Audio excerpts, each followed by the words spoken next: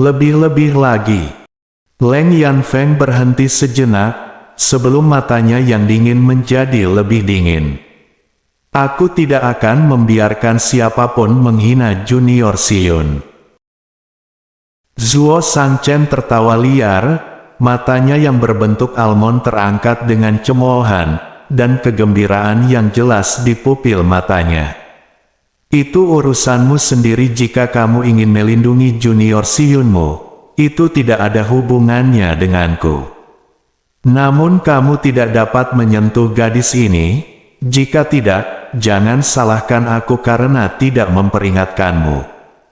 Jika kamu menyentuhnya, ada satu orang yang sama sekali tidak akan memaafkanmu. Guru Woyun tertegun sejenak, dan menatap Zuo Shangchen tanpa mengerti apa yang dia maksud dengan ini. Mendengar itu, Leng Yanfeng mendengus sekali dan melemparkan lengan bajunya saat dia berdiri. Ekspresi wajah muram itu berubah jelek. Zuo Shangchen, tidak perlu bagimu untuk memasukkan hidungmu ke dalam urusan negara Azure Dragon kami. Selanjutnya, negara Azure Dragon kami tidak berhubungan baik dengan negara Vermilion Bird. Apa maksudmu dengan hanya melenggang di sini untuk berkunjung? Zuo Shangchen melengkungkan bibirnya. Dia tidak bisa mengatakan bahwa dia ada di sini karena dia ingin tahu tentang adik perempuan Gu Seng Kiao Kan. Kalau tidak, jika orang itu tahu bahwa dia menyelinap ke sini sendirian, dia pasti akan bergegas untuk membantainya. Berpikir sampai di sini, matanya sedikit menyipit saat dia memasang senyum menawan. Tenang Yang Mulia, pangeran ini secara pribadi akan mengunjungi Kaisar Negara Azure Dragon nanti. Pada saat ini sejumlah besar udara dingin keluar dari tubuh Leng Yanfeng. Matanya yang dingin itu mendarat di wajah iblis Zuo Shangchen, dan kemudian dengan nada yang sama dinginnya, dia berkata, "Kalau begitu, putra mahkota ini akan menyambutmu ke istana dengan upacara besar." Setelah mengatakan itu, dia melihat Guru Woyun untuk terakhir kalinya, dan menjaga nadanya tetap acuh tak acuh seperti sebelumnya. Guru Woyun, karena Junior Xion sudah menyukai pria itu, melawan wanita sesempurna dia, tidak ada seorang pun di dunia ini yang bisa bersaing. Menjadi permaisuriku adalah satu-satunya pilihanmu. Pikirkan baik-baik, putra mahkota ini menunggu jawabanmu.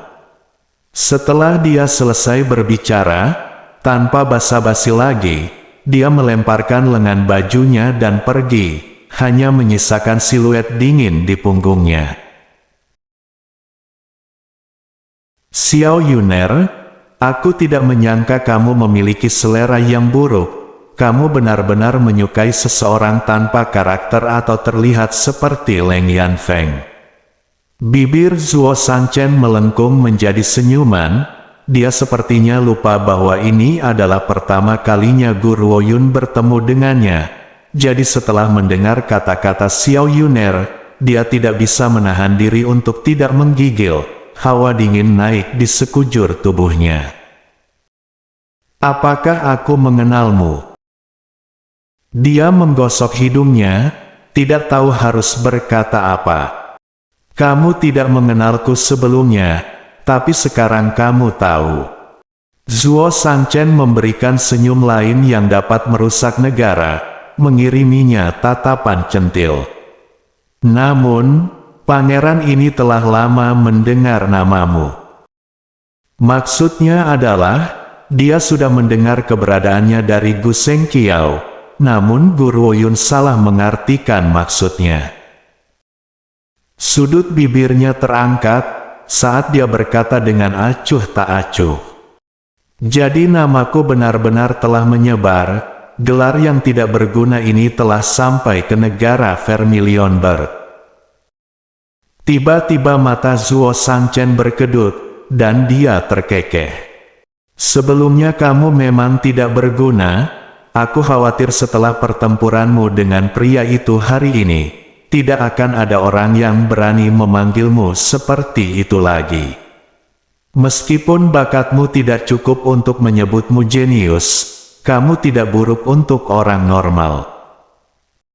Jadi bagaimana jika aku tidak berguna? Jadi bagaimana jika aku jenius? Tidak peduli apa yang orang katakan tentangku, itu tidak ada hubungannya denganku. Aku tidak perlu membuktikan diri. Suara gadis itu membawa nada pengalaman seumur hidup, yang membuat Zhuo Shangchen tanpa sadar ternganga kaget. Tiba-tiba dia memikirkan informasi yang berhasil ditemukan Qin Yi, dan matanya langsung menjadi dingin. Dia tidak akan pernah berpikir bahwa setelah Gu Zhengqiao meninggalkan rumahnya di negara Azure Dragon, gadis kecil ini akan benar-benar memiliki pengalaman mendekati kematian.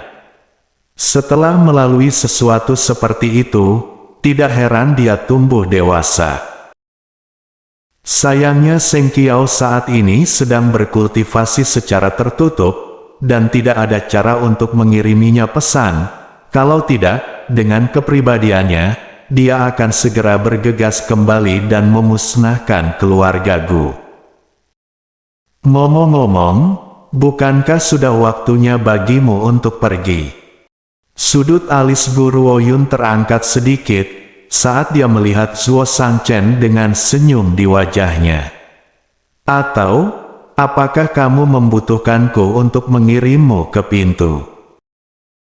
Ekspresi Zhuo Shangchen sedikit sedih saat dia berkata, "Anak kecil, setidaknya aku membantumu. Apakah ini caramu memperlakukan orang yang membantumu? Lalu apa yang kamu inginkan?"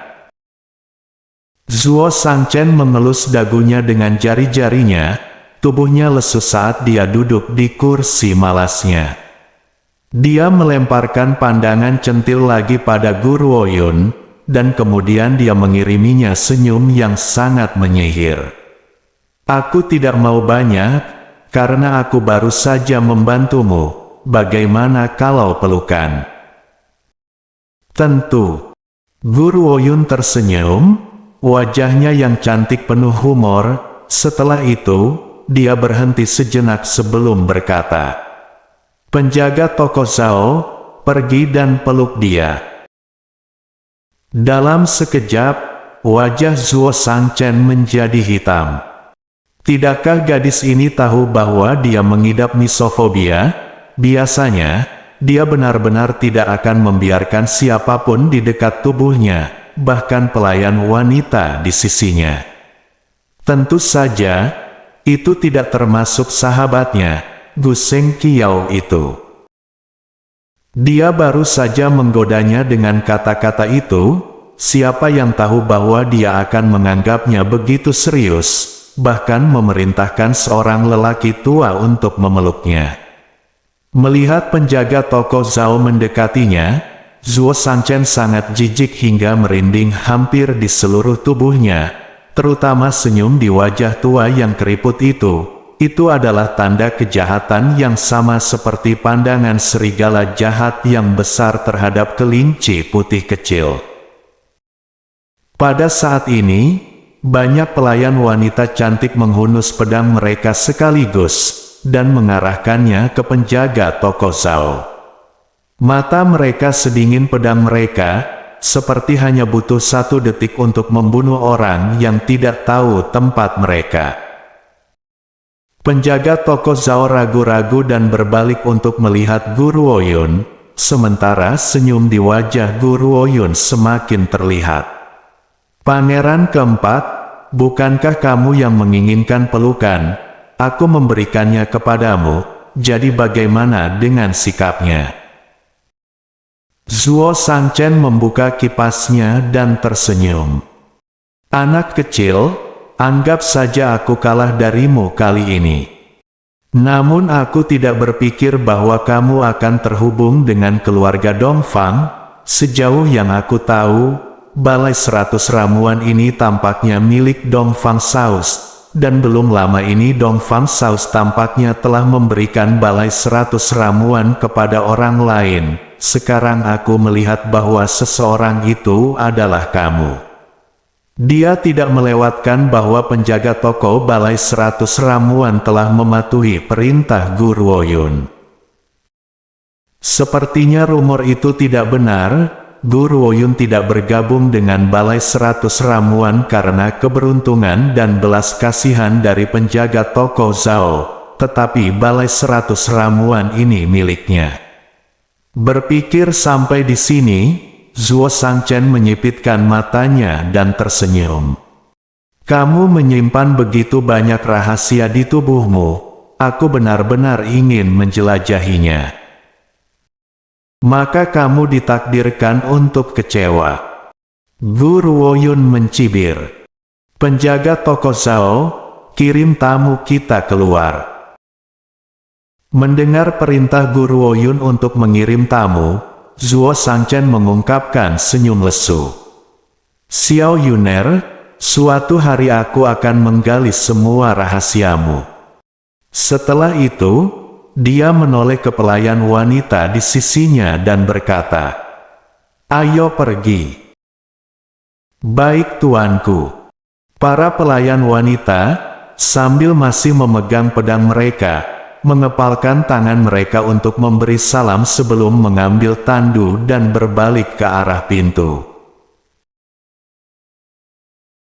Dalam sekejap mereka berbalik, senyum malas menghilang dari bibir Zuo Shangchen, dan dia menutup matanya perlahan, tenggelam dalam pemikiran yang dalam. Takdirnya terletak di timur, apakah orang yang akan mengubah takdirnya benar-benar di timur? Namun gurunya adalah orang yang jujur dan berwibawa, mengapa dia berbohong? Saat pikirannya sampai pada titik ini, wajah Zuo Shangchen membawa senyum pahit. Orang yang dapat mengubah takdirku dan kejeniusan mutlak yang Tuan amati keduanya ada di timur, hanya saja, negara Azure Dragon sangat besar. Aku tidak tahu bagaimana aku akan menemukan orang yang aku butuhkan.